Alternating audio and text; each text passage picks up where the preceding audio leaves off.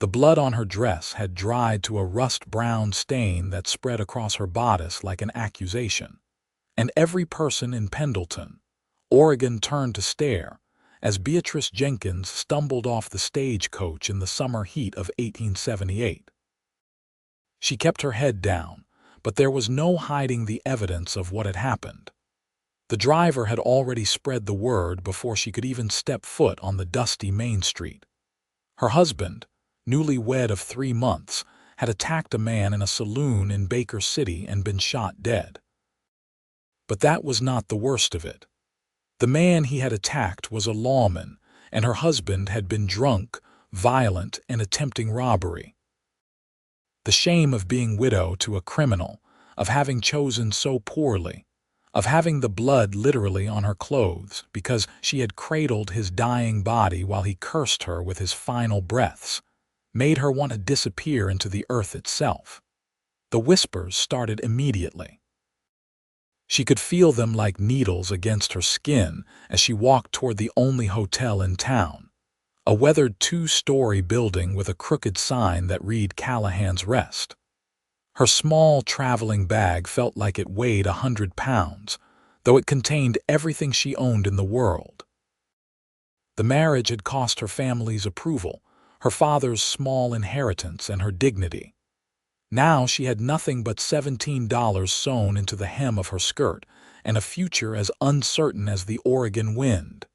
Shame about that one, someone muttered as she passed. Married a murderer, she did. Blood on her hands, just like him. Beatrice forced herself to keep walking, one foot in front of the other. She would not cry. She would not break. She had survived worse than hateful words, though at this moment she could not quite remember when. The hotel clerk looked at her with undisguised distaste when she approached the desk. He was a thin man with a mustache that drooped past his chin, and he made a show of looking her up and down before speaking.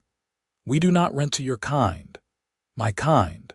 Her voice came out stronger than she felt.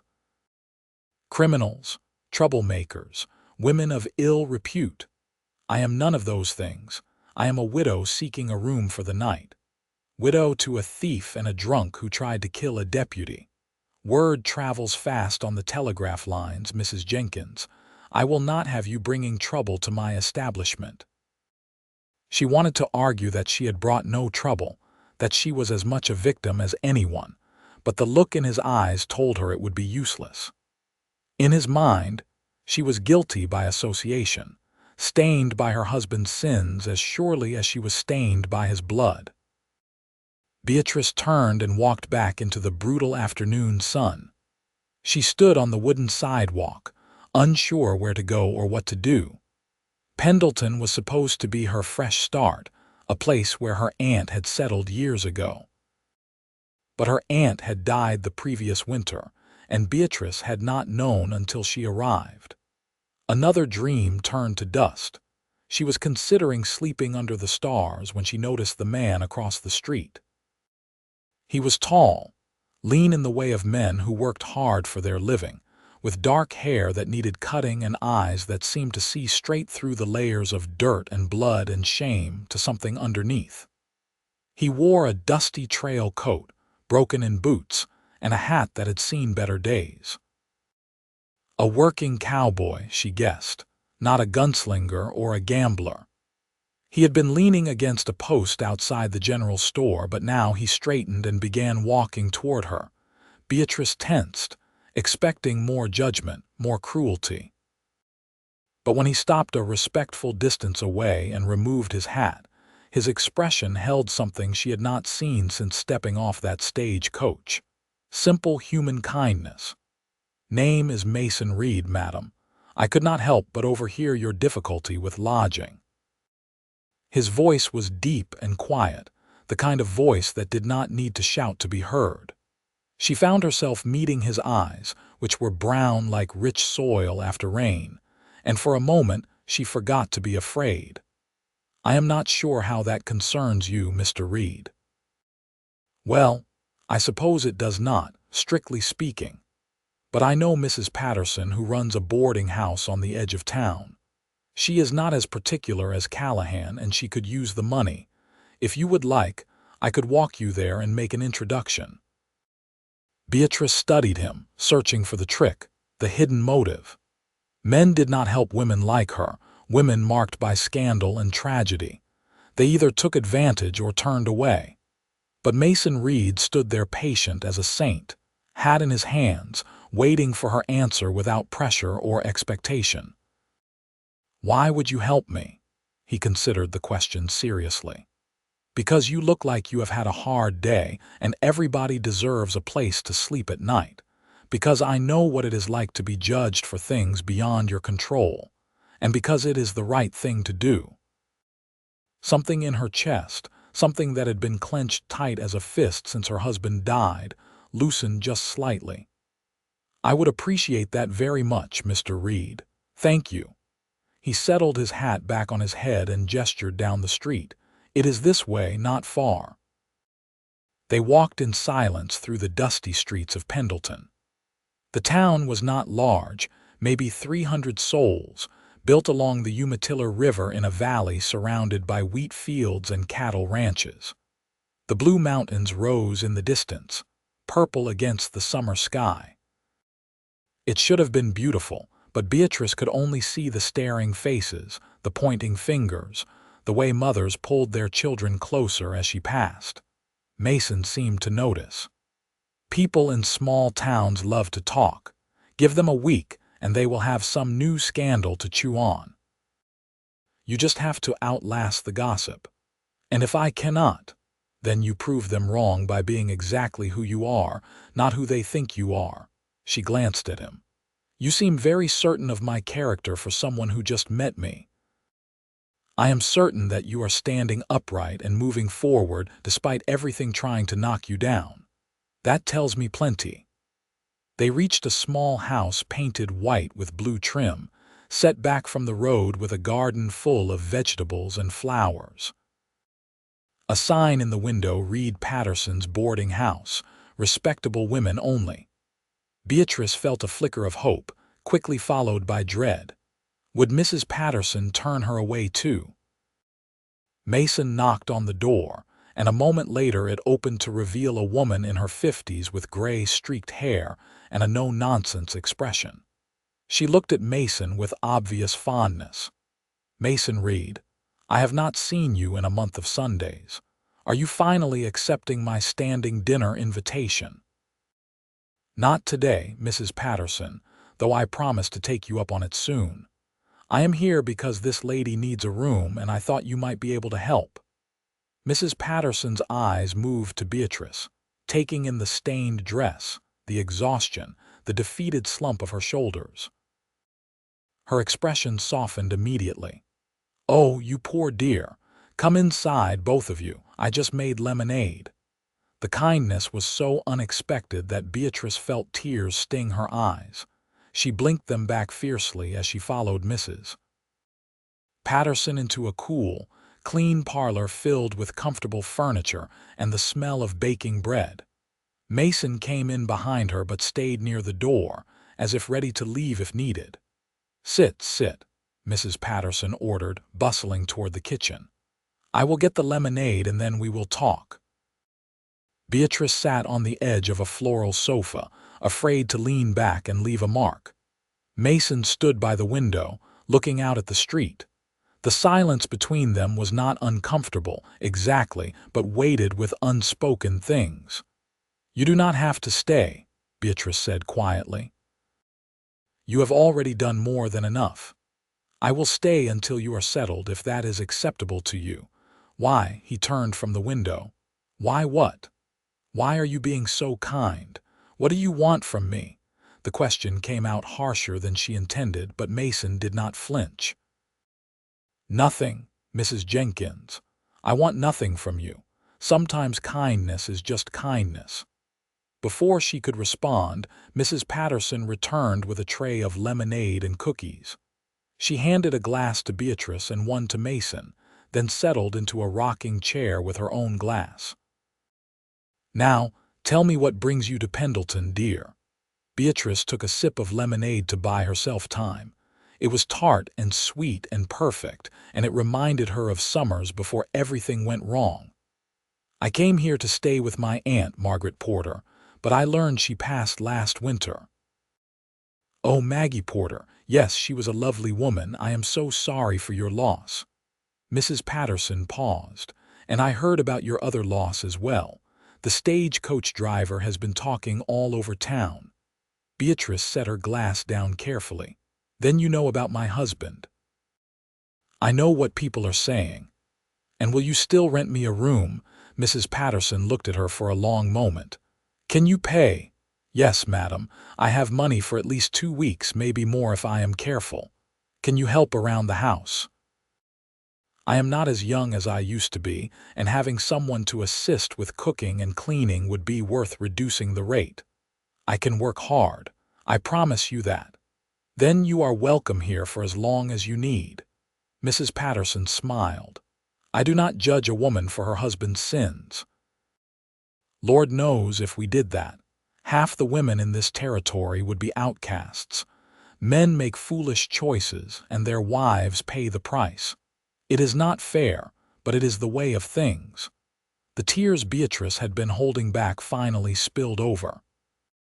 She covered her face with her hands, ashamed of her weakness but unable to stop the flood of relief and grief and gratitude that poured out of her.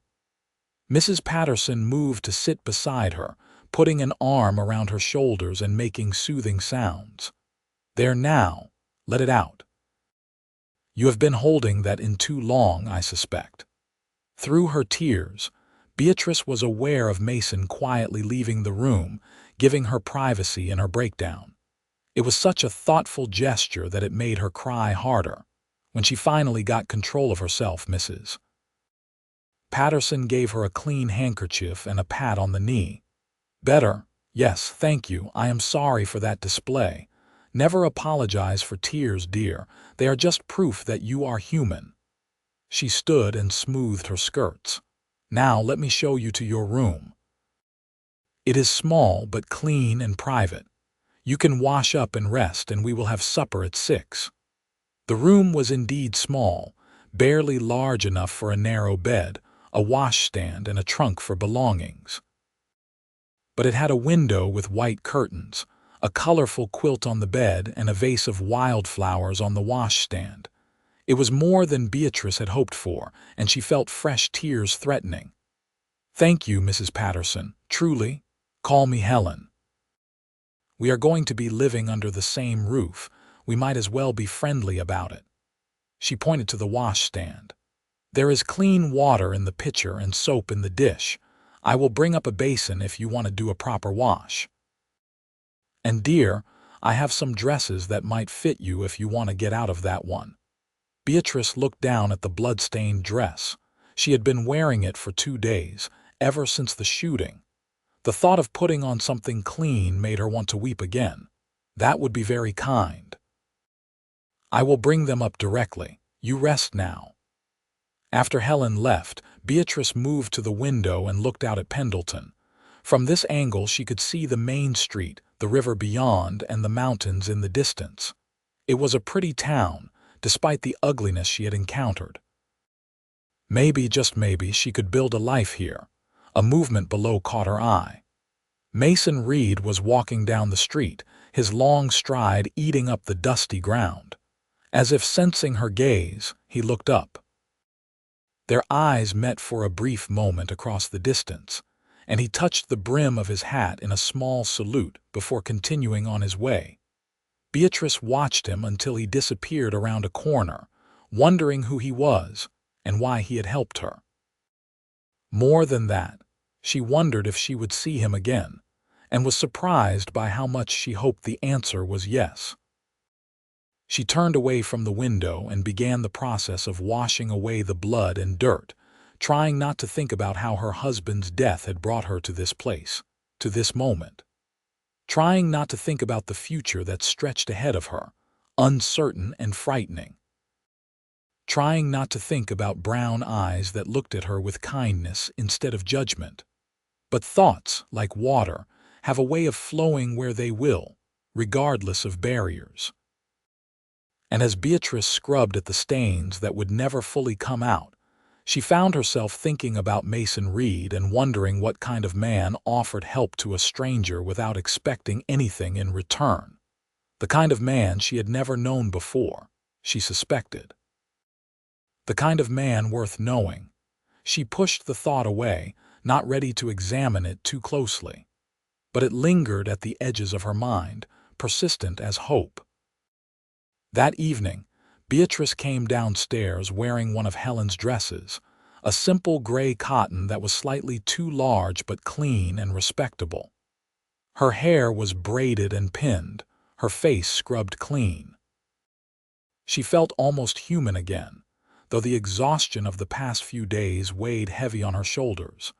The dining room held a long table that could seat 10, though only 3 places were set. Helen emerged from the kitchen carrying a platter of roasted chicken, potatoes, and carrots. "There is just one other boarder at the moment," Helen explained as they sat down. "Miss Sarah Chen. She teaches at the schoolhouse. She will be joining us shortly." As if on cue, a young Chinese-American woman entered the dining room. She was petite and pretty, with her dark hair styled in the American fashion and wearing a neat blue dress. She smiled at Beatrice with genuine warmth. "You must be the new boarder. I am Sarah Chen. Welcome. Beatrice Jenkins, thank you." They ate together, the conversation flowing easily as Helen asked Sarah about her students, and Sarah described the challenges of teaching in a town where many families needed their children to work on farms and ranches. Beatrice mostly listened, grateful to be included even in silence. "How did you come to teach here?" Beatrice asked when there was a lull. "My father worked on the railroad until he saved enough to open a restaurant in Portland. He believed education was the path to a better life, so he sent me to normal school. When this position opened up, I applied." Sarah's smile turned wry. "I was not their first choice, obviously, but I was qualified and willing to work for less pay than a white teacher, so here I am." "It is shameful how they treat you," Helen said fiercely. "You are the best teacher this town has ever had." "Thank you, Helen. But prejudice is simply a fact of life. We work around it as best we can." Sarah turned to Beatrice. "What brings you to Pendleton?" Beatrice hesitated, wondering how much to share. But these women had shown her nothing but kindness, and she was tired of hiding. "I came to stay with my aunt, but she passed away. Now I am trying to decide what to do next." "Well, if you are looking for work, Mrs. Blackwell at the dress shop mentioned she needs someone to help with sewing. She is a kind woman, though demanding about quality. I am a fair hand with a needle." "Thank you for the information." After dinner, Beatrice helped Helen wash dishes while Sarah prepared lessons for the next day. The domestic routine was soothing, giving her hands something to do while her mind processed everything that had happened. Helen kept up a steady stream of gentle conversation, never pressing but always open if Beatrice wanted to share more. "That Mason Reed is a good man," Helen said as she handed Beatrice a plate to dry. "He works at the Running River Ranch, about 5 miles out of town. Been there near 10 years, working his way up from stable hand to foreman. Honest as the day is long and twice as reliable." Beatrice focused on drying the plate. "He was very kind to me today. That is Mason. He has a soft spot for people in trouble, always has. Probably because he knows what it is like." Helen paused. "He came here when he was 18, running from something back east. Never talks about it, but you can see the shadows in his eyes sometimes. Whatever it was, it made him the kind of man who helps others. He seems lonely. He is. Works too much, keeps to himself too much, but he has a good heart." Helen gave Beatrice a sidelong glance. A woman could do worse. Beatrice felt heat rise in her cheeks. "I am newly widowed, Helen. It would be highly inappropriate to even think such things. Inappropriate according to who?" "Society. The same society that judges you for your dead husband's crimes. Helen snorted. You are young, Beatrice. Life is too short to waste time on other people's rules. I barely know him. Then get to know him. I am not saying you should marry the man tomorrow. But friendship is always appropriate, and friendship has a way of becoming more when the time is right. Beatrice did not respond, but Helen's words stayed with her as she climbed the stairs to her small room that night. She stood at the window again, looking out at the darkening town, and wondered where Mason Reed was at this moment. Was he at the ranch, settling horses for the night? Was he thinking about the stained woman he had helped that afternoon? Did he think of her at all? She turned away from the window and prepared for bed, exhausted but unable to sleep. Her mind kept turning over the events of the day, the kindness of strangers, the possibility of a new beginning. And always, underneath everything else, the memory of brown eyes that saw her as something other than a scandal. Finally, as the moon rose high and the town fell silent, Beatrice slipped into sleep. She dreamed of wide open spaces and a man with gentle hands, and for the first time in months, her dreams were not nightmares. The next morning dawned clear and warm, promising another hot August day. Beatrice rose early, determined to prove her worth to Helen by helping with breakfast and chores. She found the older woman already in the kitchen, kneading bread dough with strong, practiced movements. "Morning, dear. Did you sleep well? Better than I have in weeks. Thank you again for taking me in." "No thanks needed." "Now, if you want to help, you can start by gathering eggs from the chicken coop out back and then setting the table for breakfast." Beatrice spent the morning in useful labor, and it felt good to have purpose again. After breakfast, Helen suggested she visit Mrs. Blackwell about the sewing position. "The shop is on Main Street, next to the bank. Tell her I sent you. She trusts my judgment." The dress shop was a charming place with a large window displaying the latest fashions, or at least the latest fashions that had made their way to Eastern Oregon. Beatrice entered to find a woman in her 40s pinning fabric on a dressmaker's form. She looked up as the bell above the door chimed. "Can I help you, Mrs. Blackwell? My name is Beatrice Jenkins. I am staying at Mrs. Patterson's boarding house, and she mentioned you might need someone to help with sewing." Mrs. Blackwell's expression shifted as she recognized the name. "You are the woman from the stagecoach yesterday." "Yes, madam. I heard about your husband." Beatrice forced herself to stand tall and meet the woman's eyes. "I cannot change what he did, Mrs. Blackwell. I can only tell you that I am a hard worker, skilled with a needle and desperate for honest employment. If you are willing to give me a chance, I promise you will not regret it." Mrs. Blackwell studied her for a long moment, then nodded slowly. "Show me your stitching." She handed Beatrice a piece of fabric, thread, and a needle. Beatrice sat at the work table and demonstrated several types of stitches, keeping them small, even, and tight. Her mother had taught her to sew before she died, and it was one skill Beatrice had maintained through all her troubles. Mrs. Blackwell examined the work critically, then nodded again. "You will do. I can pay 50 cents a day, 6 days a week. Hours are 8 to 5 with an hour for lunch. You will work on basic alterations and simple garments until I am satisfied with your quality. Can you start today?" "Yes, madam, thank you." "I am taking a chance on you, Mrs. Jenkins. Do not make me regret it." "I will not. I promise." Beatrice spent her first day hemming skirts and mending tiers. Simple work, but satisfying. Mrs. Blackwell proved to be demanding but fair, quick to point out mistakes but also to acknowledge good work. The other customers who came in during the day either ignored Beatrice completely or stared with obvious curiosity. But no one was outright cruel. By the time she walked back to the boarding house that evening, Beatrice felt the first stirrings of something she had not felt in a long time. Hope. She had shelter, work, and kind people willing to give her a chance. It was not much, but it was a start. She was so lost in thought that she almost walked past the man standing outside the boarding house. But something made her look up, and there was Mason Reed, hat in hands, clearly waiting for someone. "Mr. Reed, this is a surprise." He straightened, a slight smile crossing his face. "Mrs. Jenkins, I hope you do not mind, but I wanted to check that everything worked out yesterday. That you got settled all right. You could have asked Mrs. Patterson. I could have, but I wanted to hear it from you." There was something in the way he said it, something honest and direct, that made Beatrice's heart beat a little faster.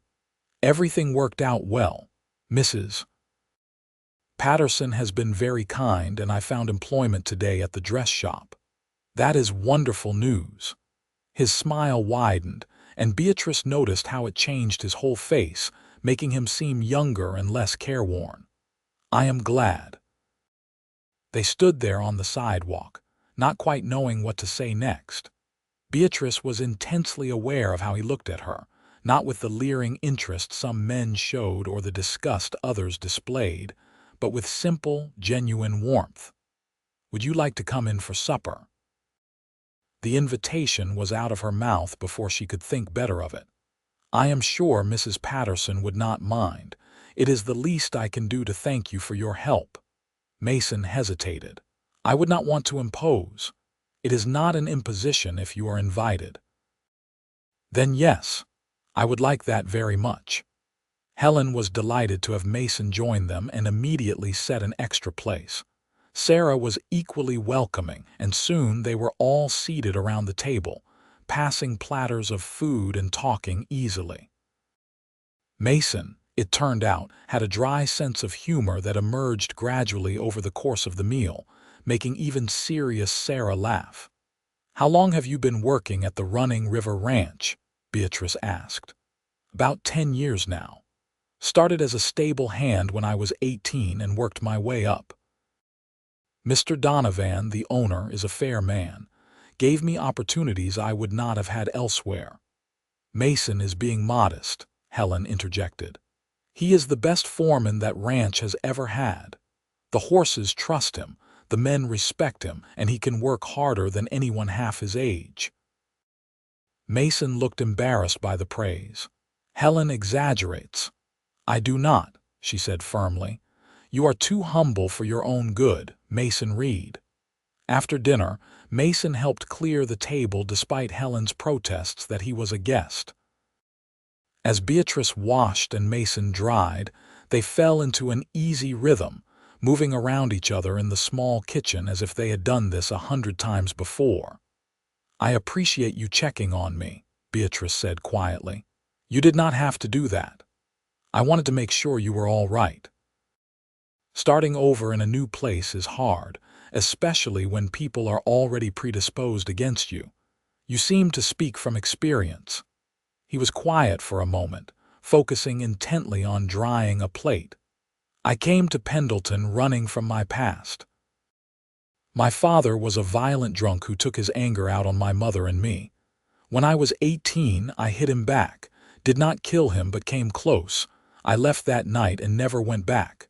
Beatrice stopped washing, turning to look at him. "Mason, I am telling you this because I want you to know that I understand. I understand what it is like to be judged for someone else's actions, to carry shame that is not yours but sticks to you anyway, and I want you to know that it does get better. Not easier exactly, but better. You build a new life, and eventually the past is just that, past. You still think about it, your father, what happened, sometimes, but less as the years go by." He met her eyes. "The people who matter do not care about my history. They care about who I am now. The same will be true for you." Something passed between them in that moment, something unspoken but powerful. Beatrice felt it in her chest, warm and frightening and thrilling all at once. She barely knew this man, and yet she felt safer with him than she had with anyone in years. "Thank you," she whispered. For what? For seeing me. The real me, not just the scandal. Mason set down the dish towel and turned to face her fully. Beatrice, anyone who looks at you and sees only scandal is blind. What I see is a woman who has been through hell and is still standing. That is not weakness. That is strength. No one had ever said anything like that to her before. Her father had called her foolish for marrying her husband. Her husband had called her useless when he was drunk, which was often. The people on the street called her shameful, but Mason Reed looked at her and saw strength. She did not realize she was crying until he gently wiped a tear from her cheek with his thumb. The touch was brief and proper, but it sent warmth through her entire body. "I am sorry," she said, brushing at her eyes. "I seem to do nothing but cry lately. You have earned your tears. Never apologize for them." They finished the dishes in comfortable silence, and then Mason reluctantly said he needed to head back to the ranch. "I have early duties tomorrow, but I would like to see you again if that would be acceptable." "I would like that too. Saturday is my half day. Maybe I could call on you. We could take a walk by the river." "I would enjoy that very much." His smile was like sunshine breaking through clouds. "Then I will see you Saturday, Beatrice Jenkins." She watched him walk away into the gathering dusk, her heart doing strange things in her chest. Helen appeared beside her, a knowing look on her face. "That man is smitten with you." "It is too soon," Beatrice protested weakly. "The heart does not care about timelines, dear. It wants what it wants." Helen patted her arm. "And I think you are smitten right back." Beatrice could not deny it, so she said nothing. But as she climbed the stairs to her room that night, she caught herself smiling, really smiling for the first time since her husband died. Maybe even longer than that. The week passed slowly, each day bringing new challenges and small victories. Beatrice worked diligently at the dress shop, her skill and work ethic gradually winning over Mrs. Blackwell's reserve. The town gossip about her began to fade, replaced by newer scandals and dramas. She fell into a routine at the boarding house, helping Helen with chores and enjoying long conversations with Sarah in the evenings. But underneath all of it, constant as her heartbeat, was the anticipation of Saturday, of seeing Mason again. She told herself not to be foolish, that she barely knew him, that it was too soon after her husband's death to think of another man. But her heart refused to listen to logic. Every time she thought of Mason's kind eyes, his gentle smile, the way he looked at her like she mattered, she felt something flutter in her chest. On Friday evening, Sarah noticed her distraction. "You are thinking about him again." Beatrice looked up from the sock she was darning. "I do not know what you mean." "Yes, you do. You get this faraway look whenever you think about Mason Reed." Sarah set down her book. "It is all right, you know, to care for someone, to want someone to care for you. It feels wrong. My husband has only been dead for 2 weeks. Your husband treated you poorly when he was alive, from what I have heard. He gambled away your money, drank himself into rages, and died attempting a crime. How long should you mourn a man like that?" The bluntness surprised Beatrice. "Sarah, I am sorry if that is harsh, but it is true. You are allowed to move on, Beatrice. You are allowed to be happy. Do not let outdated notions of propriety keep you from a chance at something real." Beatrice looked down at her hands. "What if I am not ready? What if I am too broken?" "Then you take it slow. You get to know him as a friend first. But do not push him away just because you are scared. That would be a waste of something potentially wonderful." That night, Beatrice lay awake thinking about Sarah's words. Was she broken? Probably. Her marriage had been a nightmare almost from the beginning, her husband's true nature revealing itself once the wedding vows were spoken. She had endured verbal abuse, financial ruin, and finally the horror of watching him die in a pool of his own blood. That kind of experience left scars. But maybe, just maybe, those scars did not have to define her forever. Maybe she could heal. Maybe she could find happiness despite everything. Maybe Mason Reed was worth taking a chance on. Saturday dawned bright and beautiful, the August heat tempered by a cool breeze from the mountains.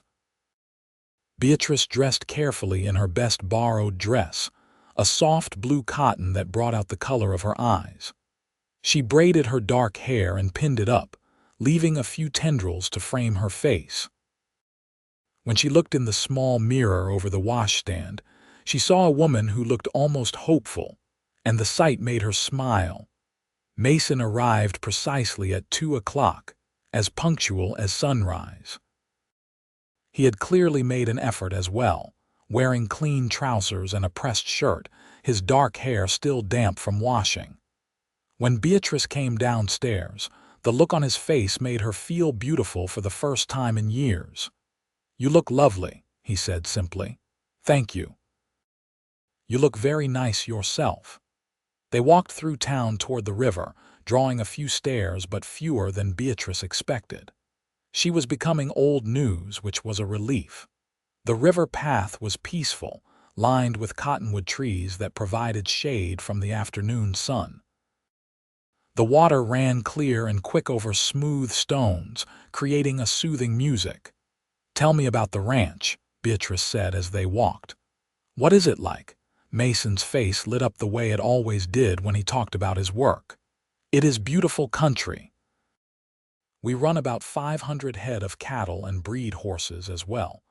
Mr. Donovan believes in treating the land right, rotating pastures and not overgrazing. He treats his men fair too, pays decent wages and does not work them to death. You love it." "I do. There is something about working with animals and the land that settles a man's soul. When I am out riding fence or moving cattle, all the noise in my head goes quiet. It is just me and the work and the sky overhead. I would like to see it sometime." He looked at her with such naked hope that her breath caught. "Would you? Really?" "Yes, very much."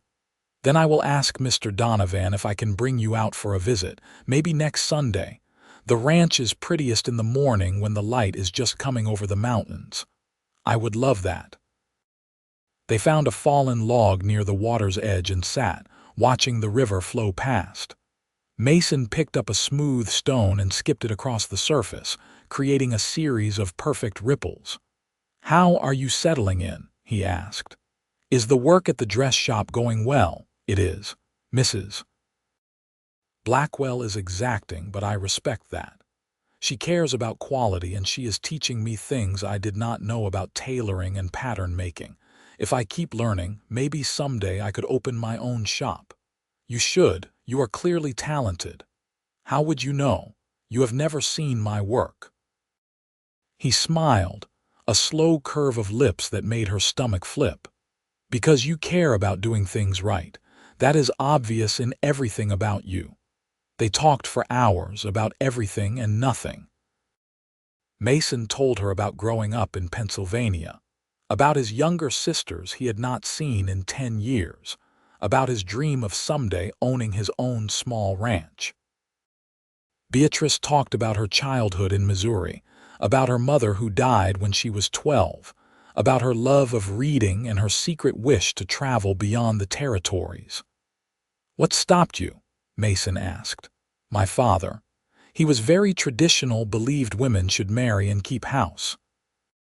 When my husband courted me, father saw it as the perfect solution to having an unmarried daughter. He pushed the match hard and I was too young to see the warning signs." "What were the warning signs?" Beatrice was quiet for a moment.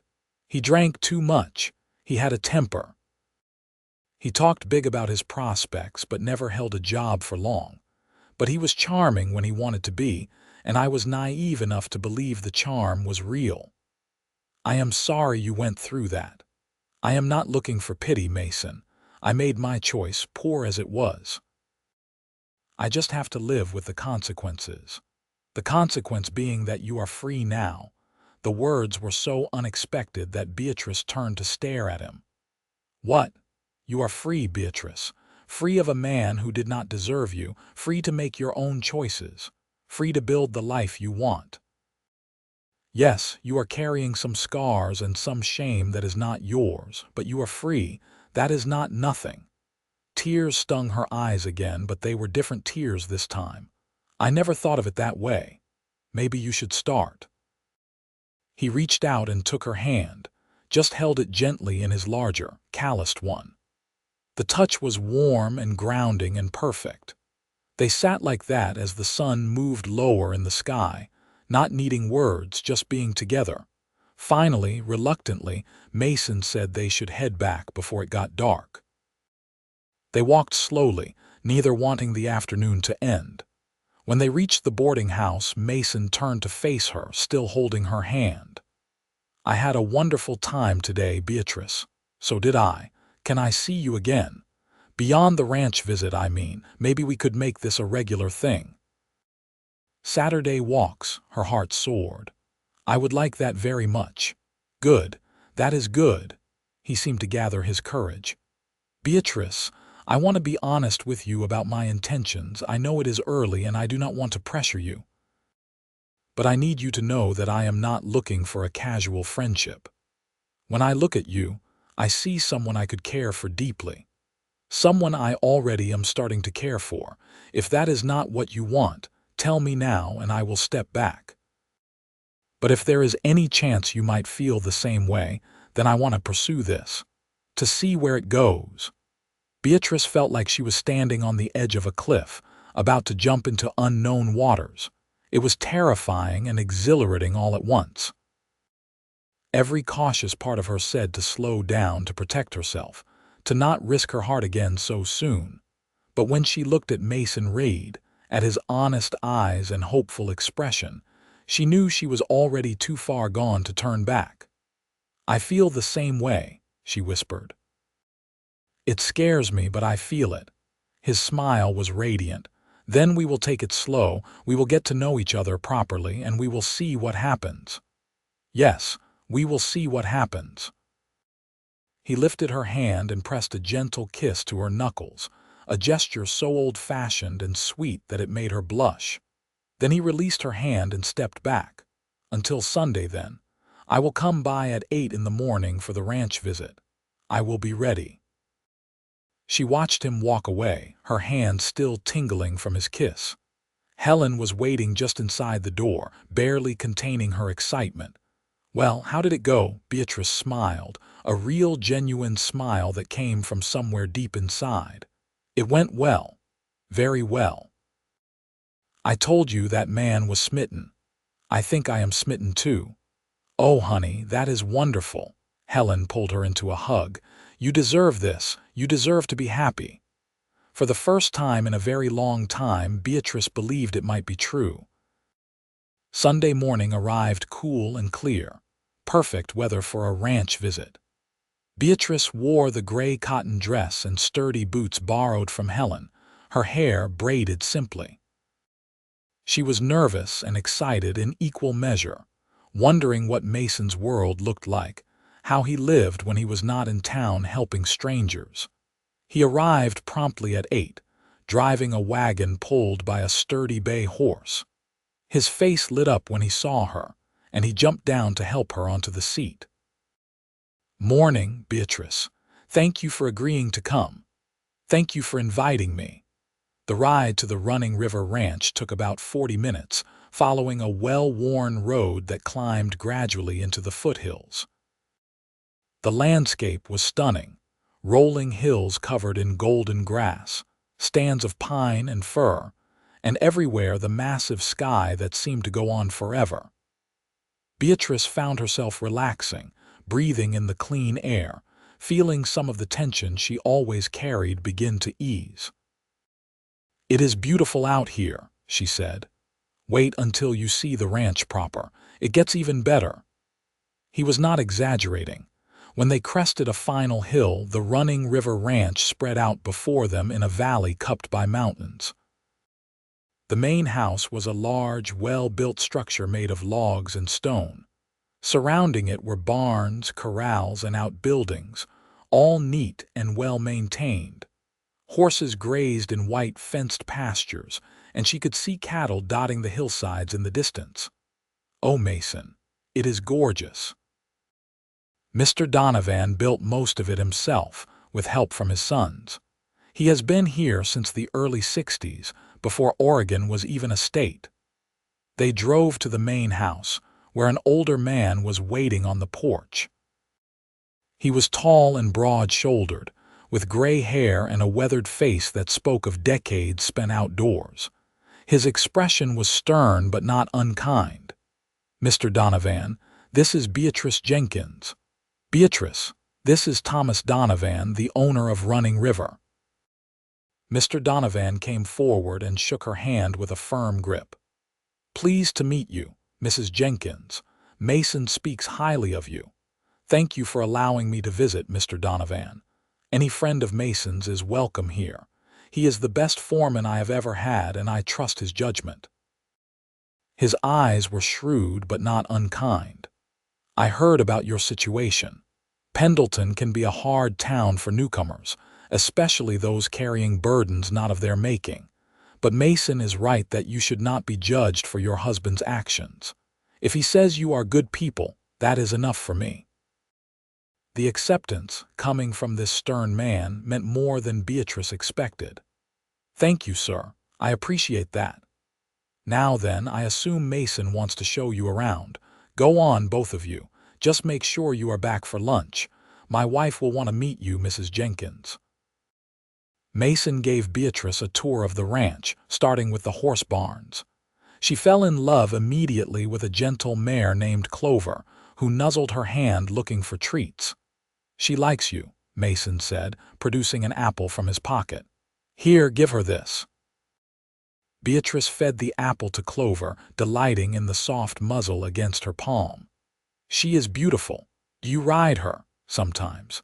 She is Mr. Donovan's daughter's horse, but Emily is married and living in Portland now. Clover does not get ridden as much as she should." He paused. "Would you like to learn? To ride, I mean. I have never been on a horse in my life. Then we will have to fix that. If you are willing, I could teach you. Clover would be perfect for a beginner." "I would love that." They continued the tour, visiting the cattle barns, the equipment sheds, and the bunkhouse where the ranch hands lived. Everyone they encountered greeted Mason with obvious respect and affection, and most extended friendly greetings to Beatrice as well. It was clear that Mason was well liked and trusted here, that he had built something meaningful in his 10 years at Running River. "Where do you live?" Beatrice asked. "I have a cabin about a quarter-mile from here. It is small, but it is mine. Mr. Donovan gave me the land and materials, and I built it myself 3 years ago. Will you show me?" He looked pleased. "Of course." They walked along a well-worn path through a stand of pines to a small clearing. The cabin was simple but beautifully made, with a stone chimney and a covered porch. The surrounding area was neat and tidy, with a vegetable garden beside the cabin and a small corral behind it. "Mason, you built this, with help from some of the other hands, but yes, it is wonderful." He unlocked the door and gestured for her to enter. The interior was one large room with a sleeping area at one end, a kitchen area at the other, and a living space in between. It was sparsely furnished but clean, with handmade furniture that showed craftsmanship and care. Books lined a shelf near the bed, and wildflowers sat in a jar on the table. "It is not much, but it is home." Beatrice turned slowly, taking it all in. She could see Mason everywhere in this space, in the carefully squared corners, in the thoughtfully placed windows that let in maximum light, in the books that spoke of a mind hungry for knowledge. This was a man who built things meant to last. "It is perfect," she said honestly. "It is exactly what a home should be." He looked at her with such tenderness that her breath caught. "Would you like to sit for a bit? I made coffee this morning, and it should still be warm." They sat on the porch with mugs of strong coffee, looking out at the mountains. The peace of this place settled into Beatrice's bones, making her realize how much tension she had been carrying. Here, away from the stares and whispers of town, she could just be herself. "I could stay here forever," she said without thinking, then blushed. "I am sorry that was forward." "No, it was honest. I like honest." Mason set down his coffee and turned to face her. "Beatrice, I need to tell you something." Her heart started to race. "What is it?" "I have not been able to stop thinking about you since the day you stepped off that stagecoach. I know we have only known each other a week. I know you are dealing with grief and trauma and 100 other things, but I also know that what I feel for you is real. It is not infatuation or pity or anything temporary. When I look at you, I see my future. I see the person I want to build a life with." Beatrice felt tears gathering. "Mason, you do not have to say anything right now. I am not asking you to make any promises. I just needed you to know where I stand, what my hopes are, because I want to court you properly, Beatrice Jenkins. I want to earn your trust and your heart, and someday, if you will have me, I want to marry you." The tears spilled over, but they were happy tears this time. "That is the most beautiful thing anyone has ever said to me. Is it too much? Am I moving too fast? Maybe, probably." She laughed through her tears. "But I do not care, because I feel it too, Mason, this connection between us, this sense that we are meant to find each other. It terrifies me because my judgment has been so poor before. But when I am with you, I feel safe. I feel like I can breathe. Like maybe I can have the life I always wanted but never believed was possible." He reached out and gently wiped her tears, his touch infinitely tender. "Then we will take it day by day. No pressure, no rushing. We will get to know each other and we will see where this goes. But I want you to know that I am in this for the long term. I am not going anywhere. Neither am I." They sat together on that porch, holding hands and watching the mountains, and Beatrice felt something she had not felt in years: genuine, uncomplicated happiness. Lunch at the main house was a revelation. Mrs. Donovan turned out to be a warm, motherly woman who immediately made Beatrice feel welcome. She had prepared a feast: roasted chicken, fresh bread, vegetables from the garden, and a berry pie that was the best thing Beatrice had ever tasted. "You must come back often," Mrs. Donovan insisted. "It is so nice to have another woman to talk to. The men are fine, but they do not appreciate good conversation the way we ladies do." Mr. Donovan rolled his eyes good-naturedly. "My wife thinks I am not cultured enough." "I think you spend too much time with cattle and not enough time with books," she retorted, but with obvious affection. Watching the Donovans interact, their comfortable partnership built on decades of shared life, gave Beatrice hope. This was what marriage could be when it was between two people who truly loved and respected each other. Not the nightmare she had experienced, but something warm and sustaining. On the drive back to town, Mason was quiet, but it was a comfortable silence. Beatrice found herself studying his profile. The strong line of his jaw, the small scar near his temple, the way his hands held the reins with easy competence. Everything about him spoke of reliability and strength tempered with gentleness. "What are you thinking?" he asked, catching her staring. "That I am glad you were in Pendleton the day I arrived. That my life would be very different and much worse if you had not helped me. I am glad too, though I wish you had not needed help in the first place. Everything happens for a reason, or so people say. Maybe I had to go through everything I went through to end up here, with you." He reached over and took her hand. "Then I am grateful for the path, even though I hate that you suffered along the way." When they reached the boarding house, Mason helped her down from the wagon, his hands lingering at her waist for a moment longer than necessary. The brief contact sent warmth through her entire body, and from the look in his eyes, he felt it too. "Same time next Saturday?" he asked. "I will be here," And maybe I could come by one evening this week. Take you to dinner at the hotel restaurant. I would like that." He smiled, that devastating smile that made her forget to breathe. "Then it is a date. I will see you Wednesday evening, 6 o'clock." She watched him drive away, already counting the hours until she would see him again. The next weeks passed in a blur of happiness. Mason courted her with old-fashioned propriety, always respectful, always considerate. He took her to dinner, on long walks, back to the ranch to learn to ride. He brought her wildflowers and books he thought she would like. He talked to her for hours about everything under the sun, and he listened when she talked, really listened, as if her words were precious. The town slowly accepted their courtship.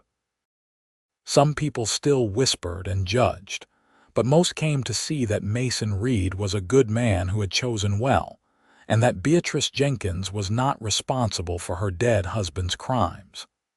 Mrs. Blackwell gave Beatrice more responsibility at the dress shop, even teaching her advanced techniques. Helen and Sarah became like family, supportive and loving without being intrusive, but it was Mason who transformed her life. With him, Beatrice began to heal from the wounds of her marriage. She learned to trust again, to laugh again, to hope again.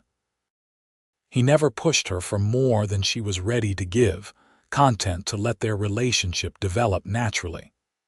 One evening in late September, as they sat by the river watching the sunset, Mason brought up the subject that had been hovering unspoken between them. "Beatrice, I know we have only been courting for 6 weeks. I know that is not very long, but I also know my own heart, and I am certain of what I feel for you. I am in love with you, completely, absolutely in love with you," her heart stuttered. "Mason, I am not asking you to say it back if you are not ready. I just needed you to know. I love you, Beatrice Jenkins. I love your strength and your kindness and your determination to build a good life despite everything trying to stop you. I love the way you laugh at my terrible jokes and the way you are not afraid to call me out when I am being stubborn. I love everything about you, and I want to spend the rest of my life showing you how much." Beatrice felt tears streaming down her face, but she was smiling so hard her cheeks hurt. "I love you too, Mason. I have been trying not to, trying to tell myself it was too soon, but it is no use. I love you." He pulled her into his arms, holding her close, and she rested her head against his chest, listening to the steady beat of his heart. This was home, she realized. Not a place, but a person. Mason was her home. "Will you marry me?" The words were muffled against her hair, but she heard them clearly. She pulled back to look at him. "Are you sure? People will talk. They will say it is too soon, that you are making a mistake. Let them talk. I do not care what anyone thinks except you. Do you want to marry me, Beatrice?" "Yes. Oh yes, 1,000 times yes." He kissed her then, a gentle, reverent kiss that tasted of promises and forever. When they finally pulled apart, both were breathless and smiling. "I do not have a ring yet," Mason said. "I wanted to wait until you said yes before I spent the money, but I will get you the prettiest ring in Oregon, I promise. I do not need a fancy ring. I just need you. You will have both, the ring and me, for as long as we both live." They were married 6 weeks later in early November, in a simple ceremony at the boarding house with Helen, Sarah, the Donovans, and Mrs. Blackwell in attendance. Beatrice wore a dress she had made herself, pale blue silk that Mrs. Blackwell had sold to her at cost. Mason wore his best suit, his hair neatly trimmed, his eyes never leaving his bride. The minister who performed the ceremony was elderly and kind, speaking about love and commitment and building a life together. When he asked if Mason would take Beatrice as his wife, Mason's "I do" rang out strong and certain. When he asked the same of Beatrice, she answered with equal conviction, her voice steady despite her tears. "I now pronounce you man and wife. You may kiss your bride." Mason cupped her face in his hands and kissed her sweetly, and the small gathering erupted in applause. Beatrice felt joy bubbling up inside her, so intense it was almost painful. This was her wedding day, but it felt nothing like her first wedding. That had been an elaborate affair designed to impress, full of people she barely knew, ending in a marriage that had been a prison. This was simple and genuine and perfect, a celebration of real love with people who truly cared. The wedding breakfast was held at the main house on Running River Ranch. Mrs. Donovan had outdone herself with a spread that included everything from eggs and bacon to pastries and champagne. They toasted the happy couple, told embarrassing stories about Mason, and welcomed Beatrice into their extended family. "We are so happy for you both," Mrs. Donovan said, hugging Beatrice tightly. "You are good for him. He has been alone too long. He has been good for me too. He saved my life in more ways than one." That is what love does.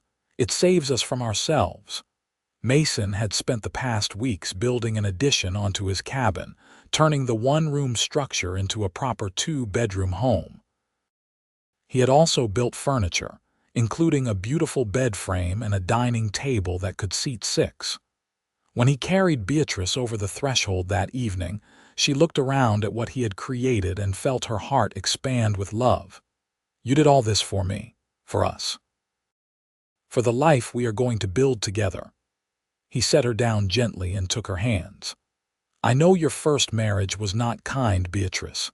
I know you have scars from that time. I promise you, I will spend every day of our marriage trying to heal those wounds. I will never hurt you, never belittle you, never make you afraid. You are my partner, my equal, and the great love of my life." She kissed him then, pouring all her love and gratitude into that kiss. "I know, Mason. I trust you completely. And I promise to be the wife you deserve, the partner you need. We will build this life together as equals." Their wedding night was tender and sweet, Mason taking his time, making sure she felt safe and cherished every moment. For Beatrice, it was a revelation. Physical intimacy had been something to endure in her first marriage, her husband caring only for his own pleasure. But with Mason, it was different. He made her feel beautiful and desired and loved in a way she had never experienced. When they finally fell asleep in each other's arms, Beatrice felt completely at peace for the first time in her adult life. The months that followed were the happiest Beatrice had ever known. She continued working at the dress shop, but now it was a choice rather than a necessity. Mason's salary as foreman was enough to support them comfortably, but Beatrice loved the work and the independence it gave her. Mrs. Blackwell had come to rely on her skill and judgment, often leaving Beatrice in charge of the shop when she had personal business to attend to. Life on Running River Ranch suited Beatrice perfectly. She loved the rhythm of it, the way each day brought new challenges and satisfactions. She learned to ride well enough to help move cattle on occasion, earning the respect of the ranch hands with her willingness to work hard and get dirty. She planted a larger garden around the cabin, growing vegetables and flowers that made the place feel like a true home. She spent evenings reading by the fire while Mason worked on leather or wood projects, the comfortable silence between them punctuated by easy conversation. But best of all was simply being with Mason, building a life together based on mutual respect and deep love. He was everything she had dreamed a husband could be: kind, patient, strong, and infinitely tender. He made her laugh every day. He listened to her opinions and valued her input on decisions large and small. He was an equal partner in their marriage, sharing the work of maintaining their home without being asked. In the spring of 1879, Beatrice discovered she was pregnant. She had suspected for a few weeks, but wanted to be certain before telling Mason. When the doctor in Pendleton confirmed it, she spent the entire ride back to the ranch trying to figure out how to share the news. In the end, she decided on simplicity. When Mason came in from work that evening, tired and dusty from a long day moving cattle to summer pasture, she simply said, "We are going to have a baby." He froze, a bucket of water in one hand, staring at her with an expression she could not quite read. "What? I am pregnant." "The doctor confirmed it today. We are going to be parents." The bucket hit the floor, water splashing everywhere, but Mason did not seem to notice. He crossed the room in 3 long strides and swept Beatrice into his arms, spinning her around despite her laughing protests. "We are having a baby." "Beatrice, we are having a baby." Mason put me down. "You are going to make me dizzy." He set her down gently, immediately contrite. "I am sorry. Are you all right? Is the baby all right? Should you be standing? Sit down, let me get you some water." She caught his hands, laughing at his sudden panic. "I am fine. The baby is fine. Women have been having babies since the beginning of time, Mason. I am not made of glass. I know, but you are precious. You are carrying our child. I need to take care of you. You always take care of me." "That is not going to change." She guided him to sit at the table and took the chair across from him. "The doctor says the baby should come in late November or early December. Everything looks healthy so far." "A baby." Mason's voice was full of wonder. "Our baby. I am going to be a father." "Are you happy?" "Happy, Beatrice, I am beyond happy. I am overwhelmed and terrified and more excited than I have ever been in my life." He reached across the table and took her hands. "We are going to be a family, a real family." Tears filled her eyes. "I know, I can barely believe it." "You are going to be an amazing mother. And you are going to be an amazing father."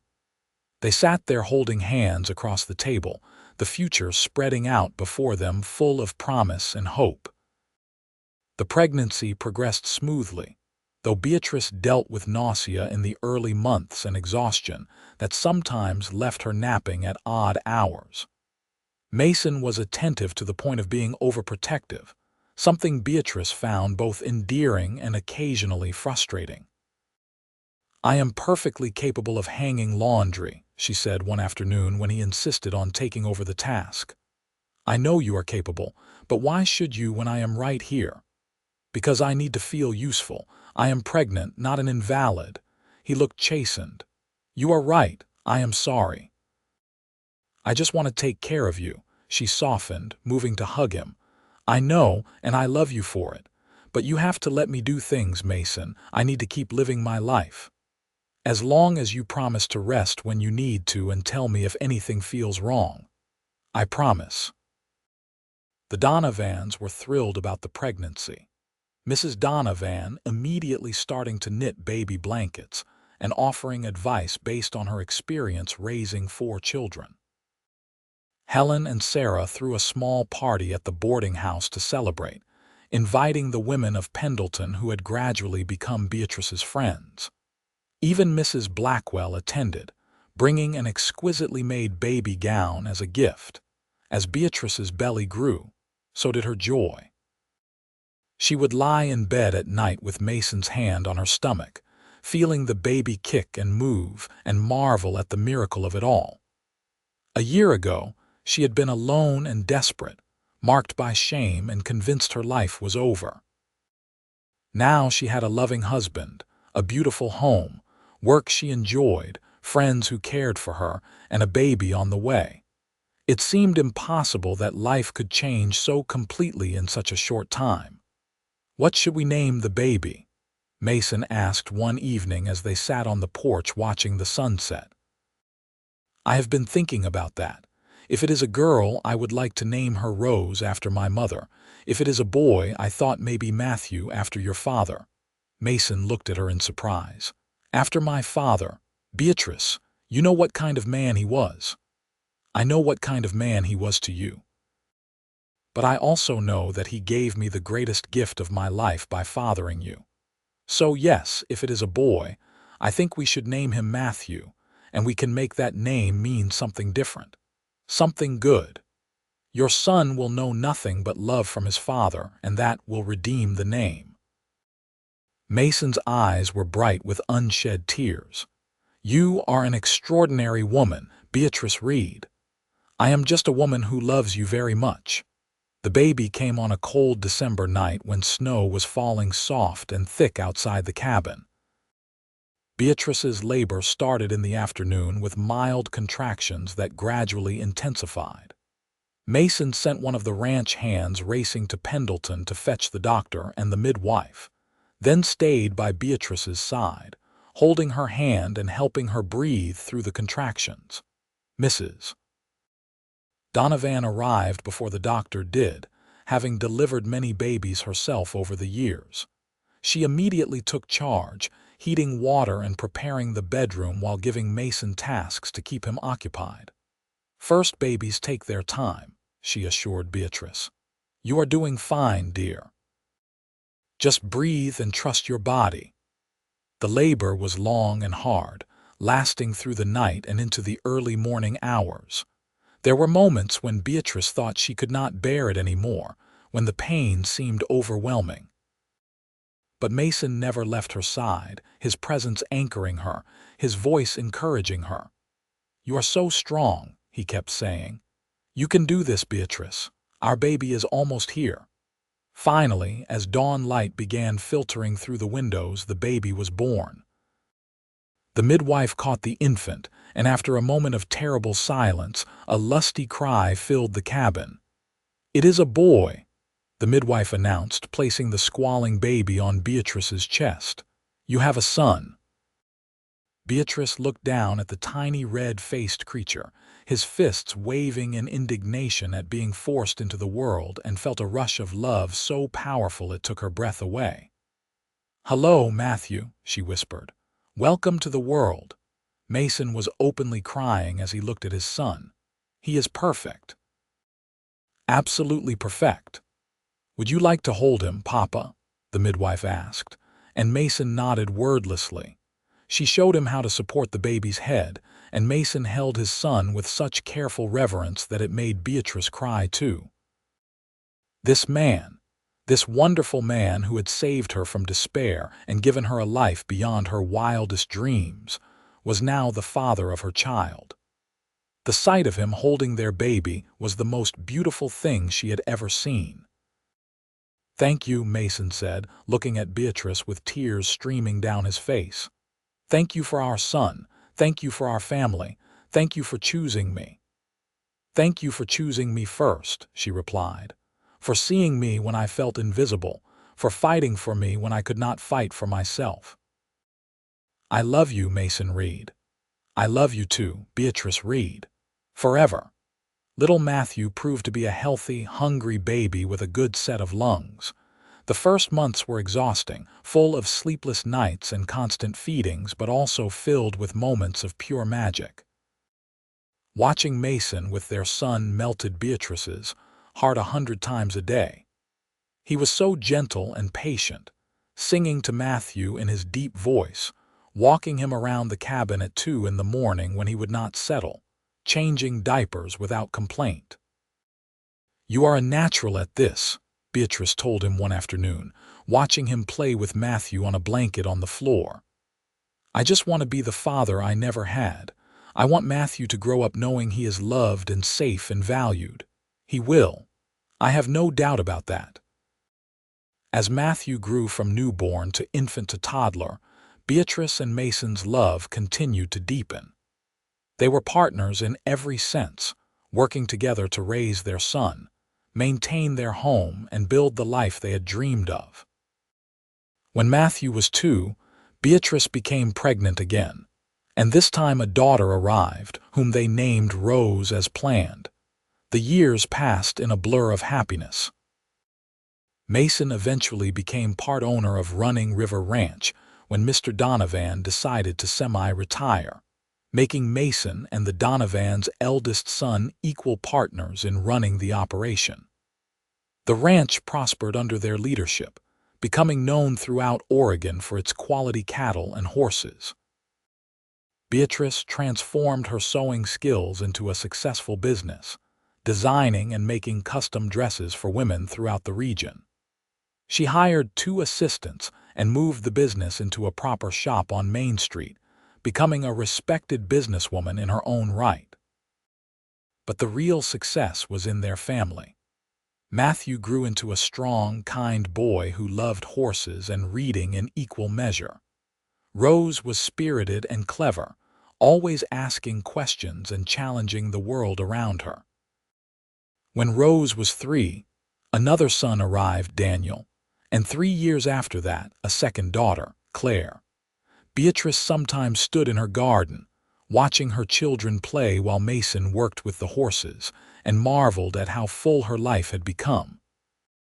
She thought about that day in 1878 when she had stepped off the stagecoach in Pendleton, covered in blood and shame, convinced her life was over. She thought about the cowboy who had looked at her and seen beauty worth fighting for. Mason still looked at her that way, even after years of marriage, even after 4 children and countless trials and tribulations. He still made her feel beautiful and cherished every single day. One evening, after the children were finally in bed and they sat together on the porch of their much-expanded cabin, Beatrice said, "Do you remember the day we met? Every detail. You were wearing a blood-stained dress and looked like you wanted the earth to swallow you whole. But even then, I could see your strength, your determination to keep going despite everything. I remember thinking you were too good to be true, that no man could be that kind without an ulterior motive. And now I know you are exactly as good as you seemed, better even. You saved my life that day, Mason. You gave me everything I have now." He took her hand, his thumb tracing familiar circles on her palm. "You saved yourself, Beatrice. You made the choice to keep going, to build a new life. I just had the incredible luck to be there when you needed someone. We saved each other then." "Yes, I think that is exactly right." They sat in comfortable silence, watching the stars emerge one by one in the darkening sky. From inside the cabin came the soft sounds of their children sleeping, the gentle rhythm of the life they had built together. "Are you happy?" Mason asked. Beatrice thought about her answer, wanting to give it the weight it deserved. She thought about the shame that had once defined her, now faded to a distant memory. She thought about the community that had eventually accepted her, the friends who had become family. She thought about her successful business and the pride she took in her work. She thought about their 4 beautiful children and the home filled with love and laughter. But mostly she thought about the man beside her, the cowboy who had seen past her shame to the woman underneath. The man who had fought for her when she could not fight for herself. The man who loved her with a steadiness and devotion that still took her breath away. "I am more than happy," she said finally. "I am blessed. I am grateful. I am loved. And I love you more than words can express." Mason leaned over and kissed her, a kiss that held the promise of forever. "Then my life's work is complete. Everything I have done, everything I am, has been in service of that love." Inside, baby Claire began to cry, and they both stood, ready to tend to their daughter together as they did everything together. As they walked into their home, arms around each other, Beatrice sent a silent thank you to whatever twist of fate had brought her to Pendleton on that hot August day in 1878. Her shame had been visible for all to see. But Mason Reed had seen only beauty worth fighting for. And in seeing it, he had made it true. Years continued to unfold in their steady rhythm, bringing both challenges and joys. Matthew grew into a young man who loved working with his father on the ranch, showing the same gentle skill with horses that Mason possessed. He was 17 when he met the schoolteacher's daughter, a bright girl named Emma who shared his love of reading. Beatrice watched her eldest son fall in love and remembered her own courtship with bittersweet clarity. "He is so young," she said to Mason one evening after Matthew had returned from walking Emma home, his face glowing with happiness. "He is the same age I was when I left Pennsylvania, old enough to know his own heart. That is what worries me. What if he makes a mistake? What if he chooses poorly? Mason pulled her close. He won't. We raised him to see clearly, to value kindness and strength of character. Trust him, Beatrice. Trust what we taught him. She did trust Matthew, and her trust proved well placed. He courted Emma for 2 years before proposing, and they married in the spring of 1897 in a beautiful ceremony at Running River Ranch. Watching her son pledge his life to the woman he loved brought tears to Beatrice's eyes, remembering her own wedding day nearly 20 years earlier. Rose proved more challenging, as spirited daughters often are. She had no interest in traditional feminine pursuits, preferring to ride horses and work cattle alongside her brothers. When she announced at 15 that she wanted to become a veterinarian, many in Pendleton were scandalized. Women did not pursue such professions, but Beatrice, remembering her own struggles for independence and respect, supported her daughter fiercely. If you want to be a veterinarian, then you will be a veterinarian. Your father and I will help you achieve your dream. Rose attended college in Portland, one of only 3 women in her program, and graduated at the top of her class. She returned to Pendleton to open a practice, becoming the first female veterinarian in Eastern Oregon. The initial resistance gradually gave way to respect, as ranchers realized her skill matched her passion. Rose never married, claiming she was too busy and too content with her life to bother with courtship. Beatrice worried about her daughter's loneliness, but Rose seemed genuinely happy, fulfilled by her work and her independence. Daniel, their second son, had Mason's quiet strength and Beatrice's creative eye. He became a skilled craftsman, building furniture that was sought after throughout the region. He married a kind woman named Sarah, and they had 3 children who kept the family gatherings lively and loud. Claire, their youngest, inherited her mother's skill with needle and thread, but took it in a different direction. She became fascinated with quilting, creating intricate patterns that were true works of art. She married a banker named James and moved to Seattle, though she visited often with her 2 daughters. By the time Beatrice and Mason celebrated their 25th wedding anniversary in 1903, they were grandparents to 8 children, with more on the way. The ranch had expanded significantly, now employing over 30 hands and running thousands of head of cattle. Beatrice's dress shop remained successful, though she had gradually stepped back from day-to-day operations to focus on design and training younger seamstresses. They held a party to celebrate their anniversary, inviting friends from across Oregon. Helen, now in her 80s but still sharp as ever, came from the boarding house she still ran with Sarah's help. Mrs. Donovan, also elderly but active, brought memories of that first lunch at Running River Ranch. Mrs. Blackwell, retired now, recalled teaching Beatrice the finer points of tailoring. Even the old minister who had married them made an appearance, pleased to see how their union had flourished. As Beatrice stood in the great room of their home, surrounded by children and grandchildren and friends, she felt overwhelmed by gratitude. This life, this beautiful, messy, full life, was beyond anything she could have imagined that terrible day in 1878. Mason found her standing alone for a moment, watching the celebration with tears in her eyes.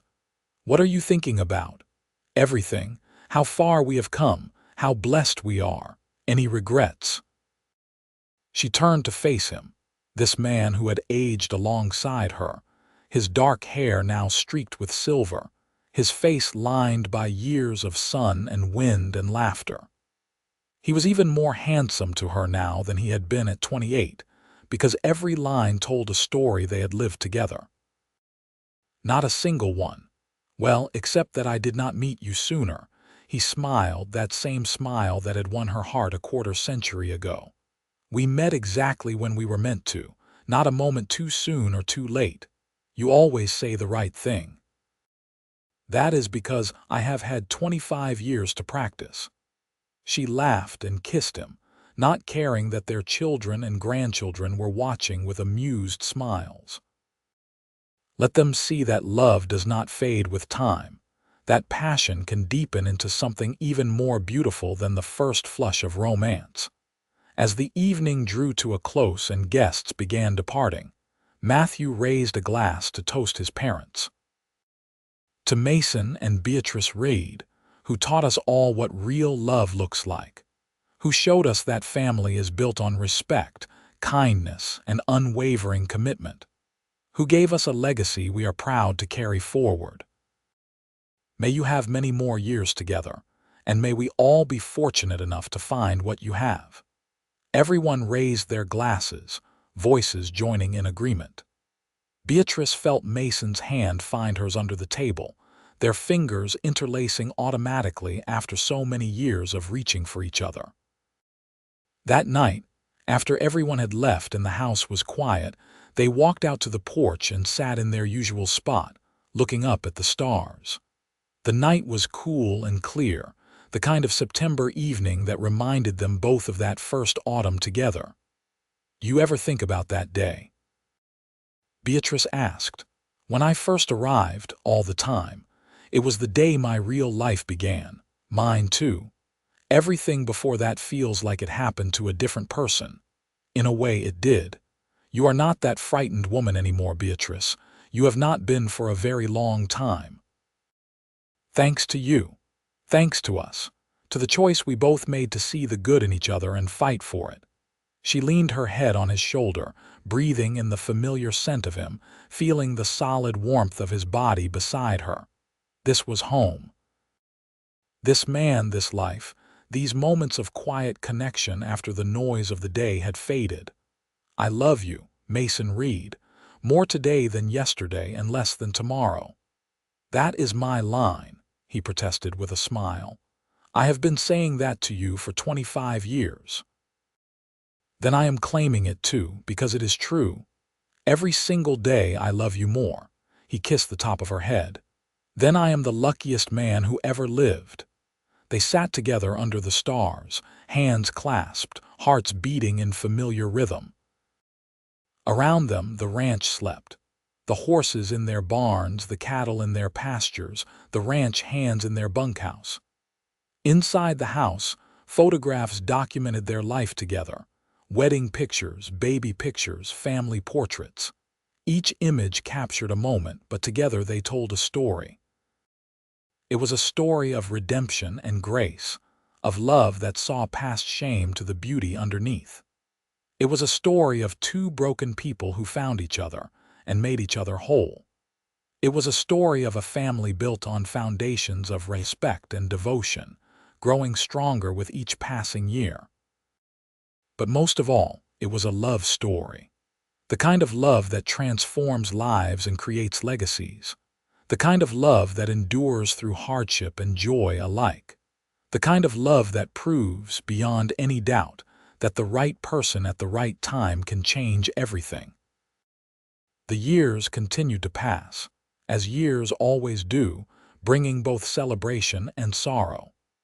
Helen passed away peacefully in her sleep at 87, leaving behind a legacy of kindness that touched countless lives. The boarding house was sold to a young couple who promised to maintain her tradition of welcoming those in need. Sarah, devastated by the loss of her dear friend, retired from teaching and moved to Portland to be near family. Mr. and Mrs. Donovan both passed within months of each other, unable to bear separation after more than 50 years together. The ranch formally passed to Mason and the Donovan son, making Mason's decades of hard work officially recognized. He insisted on keeping the Running River name, honoring the couple who had given him his first real home. Beatrice watched her own parents' generation fade, feeling the weight of becoming the elder herself. But she also watched her grandchildren grow, saw them fall in love, witnessed them building their own lives and families. The cycle of life continued, bittersweet and beautiful. On their 30th anniversary in 1908, Mason surprised Beatrice with a trip. "We are going to San Francisco," he announced. "Just the two of us. A month away from the ranch and the shop and the grandchildren. A chance to be just Mason and Beatrice again instead of Grandma and Grandpa. A month. Can we afford that?" "We can afford anything we want at this point in our lives, my love. And I want to show you the world beyond Oregon like you always dreamed." The trip was magnificent. They stayed in a grand hotel, saw opera and theater, ate in fancy restaurants, and walked along the Pacific Ocean holding hands like young lovers. Beatrice felt years fall away, remembering the woman she had been when they first met, the dreams she had nurtured in secret. "Thank you for this," she said one evening as they watched the sunset over the water, "for remembering my dreams and making them come true. Your dreams are my dreams. They always have been." They returned to Oregon refreshed and reconnected, ready to enjoy whatever time they had left. As they moved into their 60s, both slowed down, though neither fully retired. Mason still rode out with the ranch hands most days, though he delegated more of the hard labor. Beatrice still designed dresses, though she did little of the actual sewing anymore. Their children worried about them, urging them to take it easier. But Beatrice and Mason both knew that staying active and engaged kept them young. The day they stopped working would be the day they started dying, and neither was ready for that yet. Matthew took over more of the ranch operations, his own son now old enough to ride alongside him. Rose's veterinary practice expanded to include 2 younger associates, freeing her to pursue research on cattle diseases. Daniel's furniture business thrived, his pieces now sold in shops as far away as San Francisco. Claire's quilts won awards at exhibitions across the country. The grandchildren kept them busy with graduations and weddings and the arrival of great-grandchildren. Beatrice sometimes lost count of exactly how many descendants she had, but she loved each one fiercely. Seeing her legacy spread out before her, all these lives that existed because she and Mason had found each other, filled her with profound satisfaction. One warm summer evening in 1915, when they were both in their late 60s, Beatrice and Mason sat on their porch as they had countless times before. The ranch was quiet, the day's work done, the house filled with the soft sounds of visiting grandchildren sleeping upstairs. "Do you remember what you said to me that first day?" Beatrice asked. "When you offered to help me find lodging," Mason thought for a moment. "I said you looked like you had had a hard day and everyone deserves a place to sleep at night. You also said you knew what it was like to be judged for things beyond your control. That stuck with me. You understood before I even had to explain. We were kindred spirits from the beginning, 2 wounded souls who found healing in each other. I was so ashamed that day. I felt like everyone could see all my mistakes written on my skin. I wanted to disappear. I know. But I am so grateful you did not. I am grateful you chose to stay to fight to build a new life. I am grateful you chose me." She turned to him, her eyes bright with unshed tears. "My shame was visible for all to see, but you saw only beauty worth fighting for. You gave me my life back, Mason. You made me believe I was worthy of love and happiness. You were always worthy, Beatrice. I just helped you see it." He took her hand, his grip still strong despite his age. "And you did the same for me. You taught me that love does not have to hurt, that family can be a source of joy instead of pain. You gave me everything I never knew I needed." They sat together as the sun set, painting the sky in shades of orange and pink and purple. Around them, the land they had worked for decades stretched out in gentle beauty. Behind them, the house they had built and filled with love stood solid and welcoming. Inside, The children and grandchildren who were their legacy slept peacefully. It was a good life, Beatrice thought. A very good life indeed. The years moved on with relentless grace, and though age slowed them both, nothing could diminish the love they shared. Mason developed arthritis in his hands, making certain tasks difficult, but he never complained. Beatrice's eyesight began to fail, forcing her to finally retire completely from design work, though she continued to advise and teach younger seamstresses. They celebrated their 40th anniversary in 1918, surrounded by family that had grown to include 15 grandchildren and 7 great-grandchildren.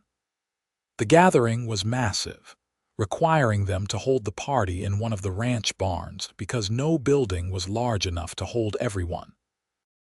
"We should have eloped," Mason joked as he looked at the crowd.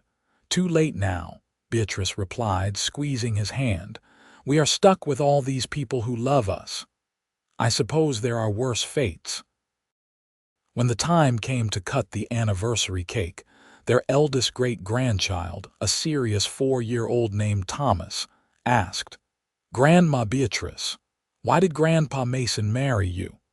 The room fell silent, everyone waiting to see how Beatrice would answer. She looked at Mason, who smiled and nodded, leaving the response to her.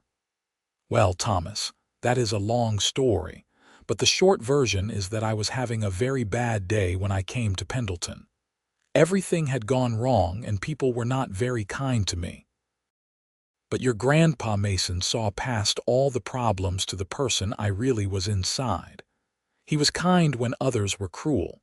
He helped me when I could not help myself. And he loved me when I did not believe I deserved love. That is why he married me. And I married him because he showed me what real love looks like." "That is a good story," Thomas declared, satisfied. "It is the best story I know," Beatrice agreed, "because it is true."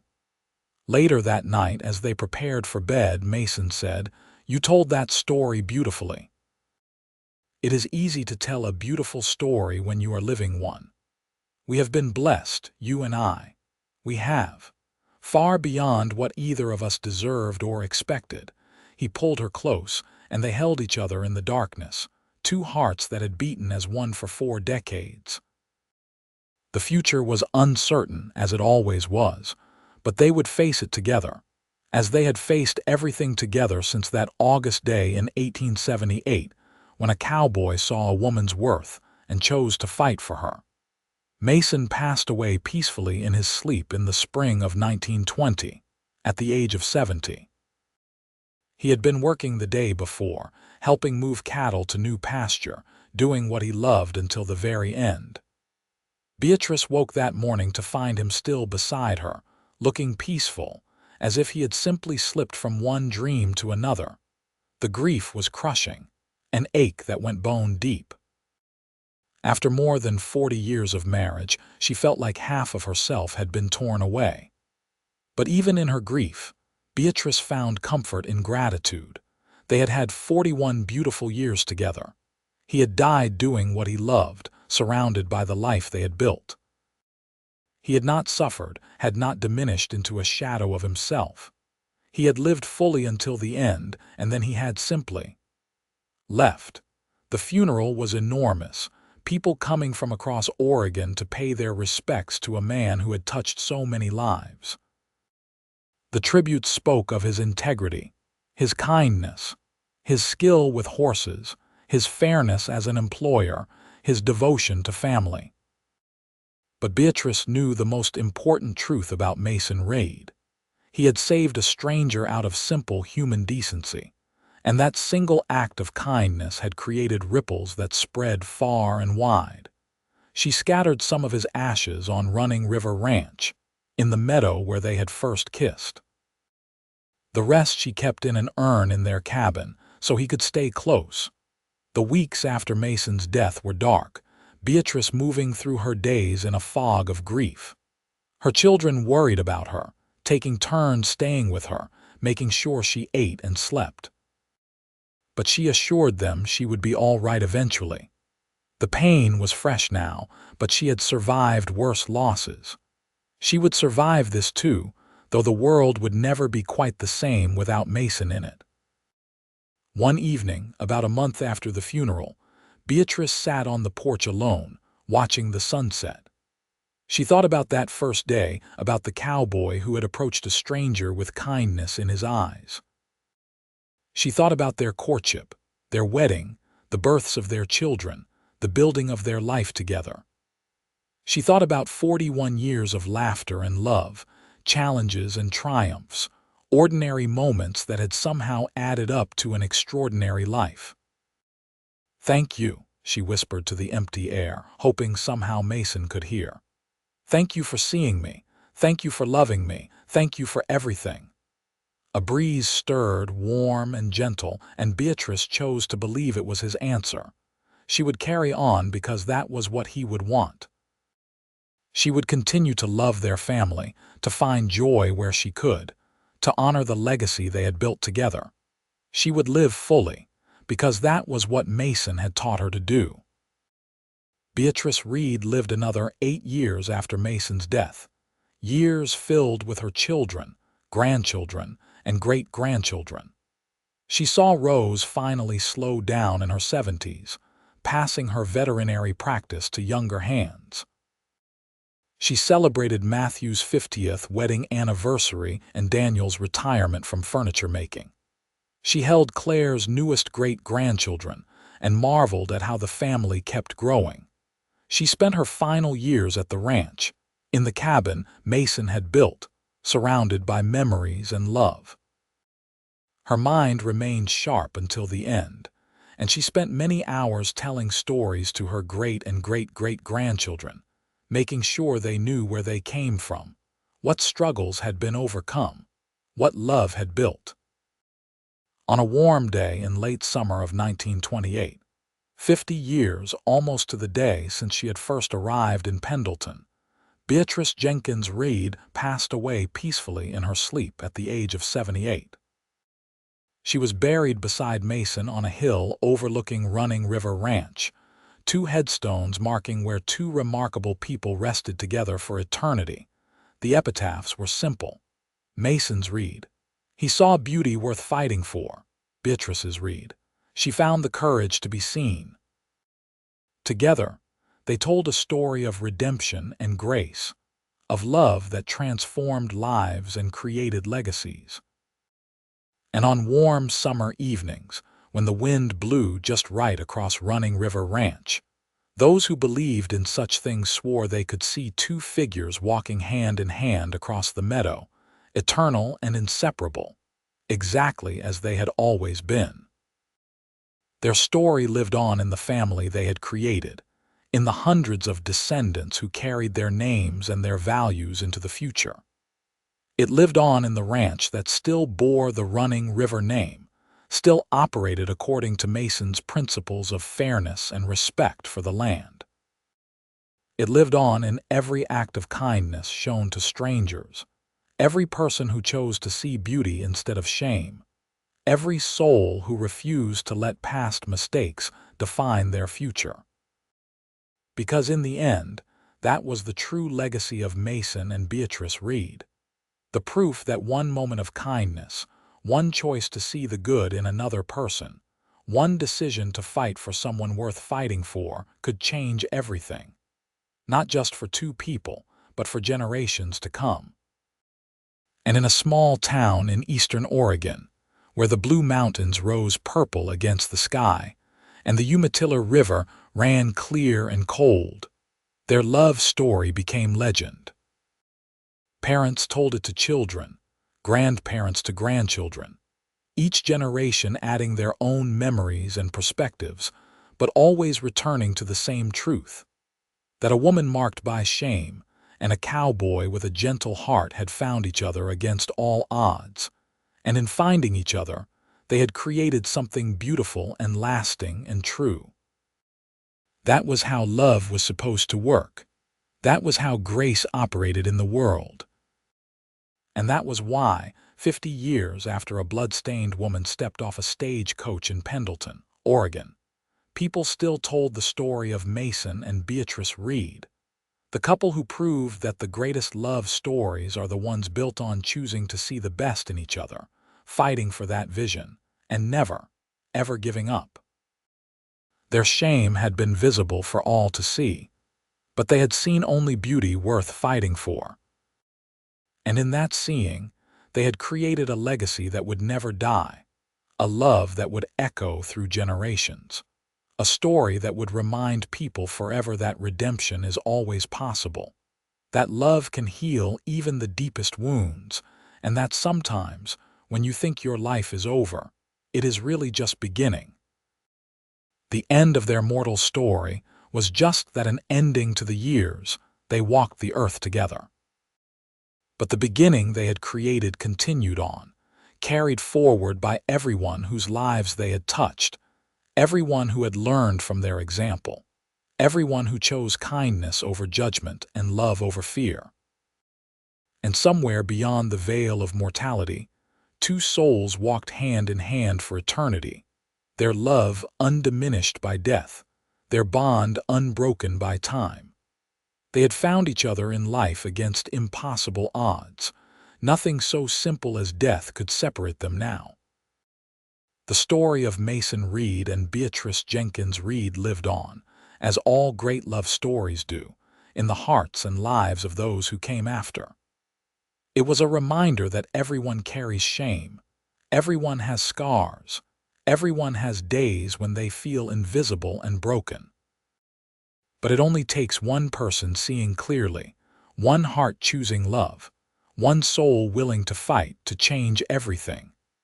That was their gift to the world, the knowledge that love, real love, does not ignore flaws or pretend pain does not exist. Real love sees everything, acknowledges everything, and chooses to cherish anyway. Real love fights not against the person but for them, standing as their champion when they cannot stand for themselves. In the end, that was what mattered most. Not the ranch or the business or the material success they had achieved, though those things had their place. What mattered was that two people had found each other in the wilderness of human existence and had chosen, every single day for 41 years, to love each other with everything they had.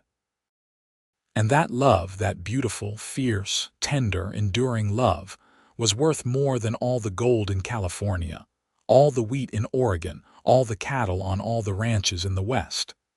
It was worth everything because it had given them everything: purpose, joy, family, legacy, and a life well lived. As the sun set over Running River Ranch on that summer evening in 1928, casting golden light across the valley where Mason and Beatrice Reed had built their life together, their descendants gathered to celebrate their memory. Stories were told, tears were shed, and laughter rang out as the family they had created came together to honor the love that had started it all. And if the wind carried whispers of that love across the meadow, if the sunset seemed especially beautiful that evening, if the stars shone brighter than usual in the vast Oregon sky, well, perhaps that was just the universe acknowledging what everyone present already knew: that true love never dies. It simply transforms, becoming part of the very fabric of the world, woven into every sunset and every star, every gentle breeze and every warm summer evening. The story of Mason and Beatrice Reed was complete now, every chapter written, every page turned. It was a story of redemption found in the most unlikely place, of beauty recognized where others saw only shame, of love that conquered fear and transformed lives. It was, in the end, exactly what a love story should be: true, beautiful, lasting, and proof that sometimes when the world seems darkest, all it takes is one person seeing clearly to bring light back into existence. That was their legacy. That was their gift. And that was why, long after they had passed from this world into whatever comes next, people still told their story, still drew strength from their example, still believed that love like theirs was possible, because it was possible. They had proven it. A blood-stained woman and a kind cowboy had met in Pendleton, Oregon in the summer of 1878, and from that meeting had come a love that changed the world, one heart at a time, one generation after another, forever and always.